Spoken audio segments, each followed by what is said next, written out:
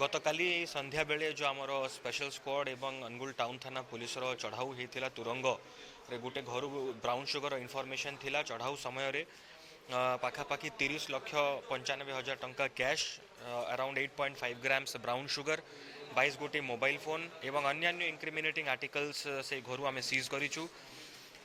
4 जन एक्यूज को अरेस्ट कराई। 3 जन पुरुष और जड़े महिला से भितर अच्छा। ये 4 जन ना पूर्वर टोटल मिसेकी मोर देन 20 केसेस अच्छी। आम ये पूरा नेटवर्क टाकू ध्वस्त करने डिटेल इन्वेस्टिगेशन करा जीवो, फाइनेंशियल इन्वेस्टिगेशन करिकी तांकर अन्यान्य एसेट्स जोटा कि यही सब क्राइम रे से माने यूज करिकी आणुचंती सेटा को मध्य फाइनेंशियल इन्वेस्टिगेशन करिकी अटैच करा जीवो एवं तांकर विरुद्ध रे दृढ़ कार्यानुष्ठान ग्रहण करा जीवो एवं जो नशामुक्त भारत और नशामुक्त ओडिशा अभियान जो माननीय प्रधानमंत्री और माननीय मुख्यमंत्री आह्वान क्रमे अनुगुल जिला को आम केमिति नशामुक्त करि पारिबु सेही दिगरे अनुगुल जिला पुलिस एवं आहुरी जोरदार आगुकू एही प्रकार एक्शन करिवो।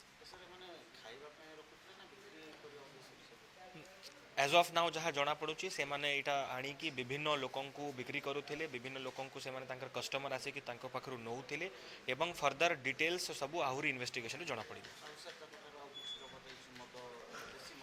तांकर पाखरु पाखापाखि 300 पाउच मद मध्य सीज हेइची जहार टोटल क्वांटिटी पाखापाखि 60 लीटर्स हेबो। तांकर नारे पूर्व रे मध्य एक्साइज एक्ट रे केस मध्य अछि एवं गैम्बलिंग एक्ट रे केस मध्य अछि।